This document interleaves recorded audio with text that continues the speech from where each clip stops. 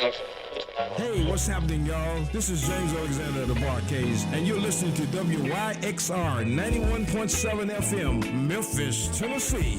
Yeah. If you're just tuning in, you're listening to WYXR 91.7 Memphis. We're a non-profit community radio station. Yankee X-Ray Romeo, runway 18 center, clear for takeoff.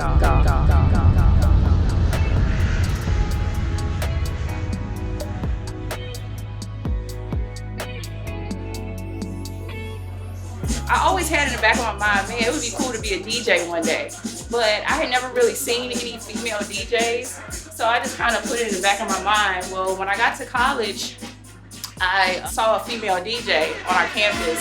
So I used to do little party sets. So life happened and I didn't take the path of being a DJ then, and I ended up taking the air traffic controller route. So that's my full-time job. Once I moved here to Memphis in 2014, I met some friends of mine and my current boyfriend, and we were talking, and he asked me what would I do if I wasn't doing air traffic control, and I told him I'd be a DJ. He said, well, why don't you do it? And I was like, I don't know, and I just thought about it, and then I went and bought a little DJ board, and I started practicing, and one thing led to another, and here I am today. University of Memphis was looking to do something different with their radio station. And so one of the options, and the one they ended up going with, was to find a community partner. So through the Daily Memphian and through Crosstown Concourse, we formed the Crosstown Radio Partnership. So that includes the University of Memphis. So as the three main partners, putting together the content and the direction for the station. So we moved it off of the campus. We moved it here into the Crosstown Concourse.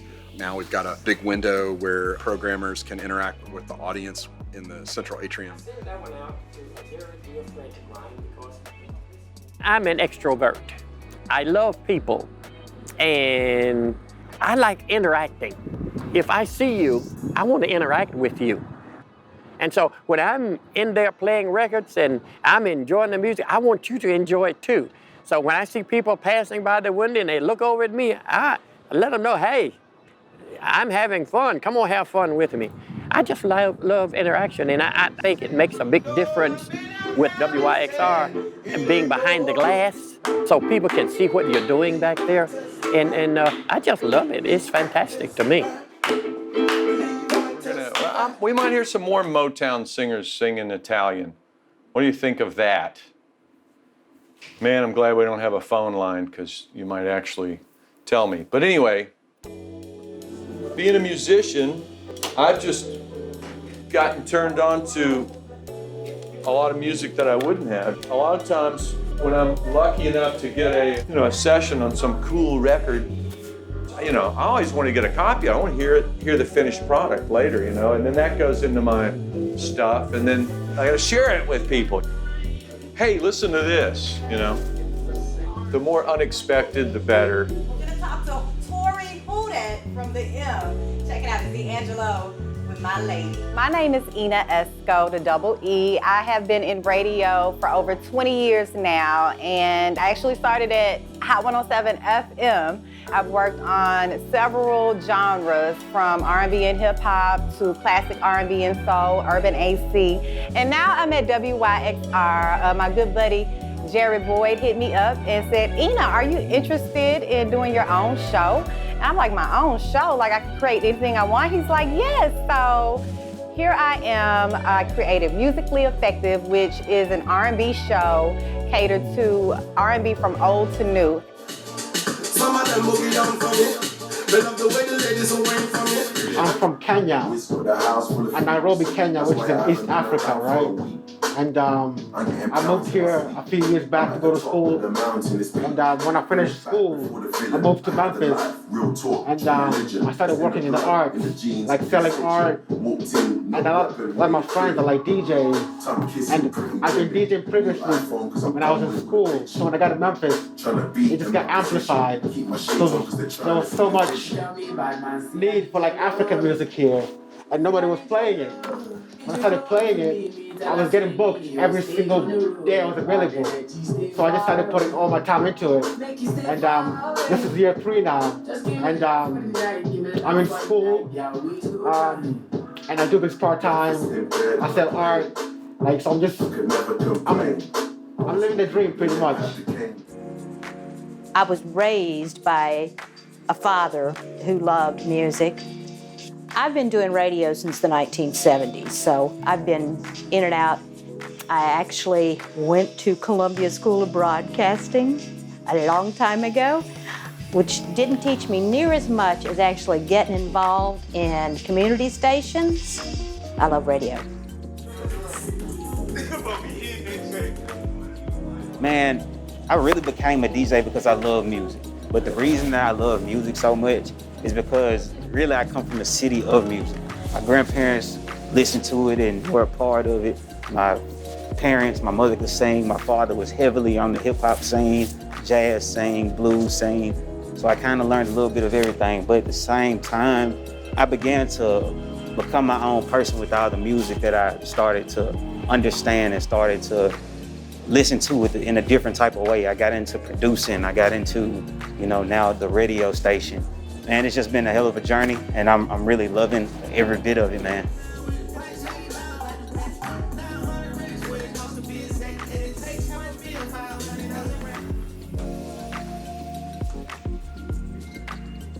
I grew up listening to music. My mom was a young mom, and so I kind of caught everything that she was listening to as a teenager as well. And I always had my 45s, and I used to have like my own little Fisher-Price turntable. Singing, I just love listening to other music and kind of taking in other people's art as well.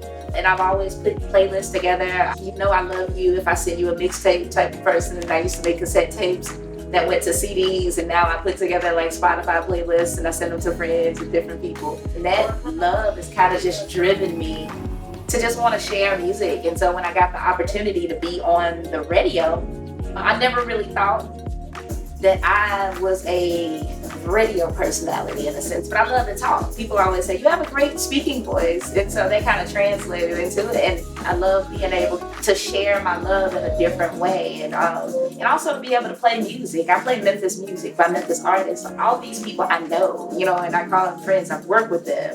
And so it makes me really happy to be able to share with the entire city what I get to hear on a daily basis. And that's, wonderful Memphis music. So I was raised in Memphis. I grew up in Memphis, raised by sound. I grew up listening to like 97.1 and 107.1 and all the radio stations growing up. It was like my only outlet to like this other kind of creative culture in Memphis that I didn't really know, right? I grew up in an Ethiopian family, a Muslim family, very, very specific in the way that they wanted to raise their kids. And so I idolized these people. I idolized all the music that I could hear, like all this 3 6 Mafia, this and that. When I went to college, I got involved in college radio. I did college radio for about 5 years. I wanted to bring that energy back home when I moved back home. So I just moved back home about 8 months ago, right, as the pandemic began. And, it's been history since. I linked up with JB, who I went to high school with, and this chemistry immediately, both from like a professional perspective, but all, but music as well, right? I think that always linked us like in school, and now to be able to make that something that we engage in every day, that's like really exciting, XRFM, we've got so much coming your way until I can fix my soul. I was interviewed by Jared, and he got my story, and he found out that I was at one time a DJ. I did it for about 25 years, grand total. So when Jared and Robbie became connected with WYXR, he said, one, I know you used to be a DJ by the interviews. He said, how would you like to go back on the radio? And I said, well, let me think about it. So I talked to my wife about it. Of course, I was not going to do anything without her. After we talked about it, she said, well, if you'd like to do so. So I called Jared and told him that I would. So he said, well, I can give you Saturday from 12 until 2. And I said, okay, I'll try it and see what happens. And that's what happened, and here I am, back in radio again after 40 years. But I'm enjoying it. To be in this studio. Well, it's truly fantastic to walk in every day and begin to notice how much, even in a pandemic, people are really rallying around this idea and creating their own form of a community within the WYXR fabric. everyone's sort of making their own impression on the space.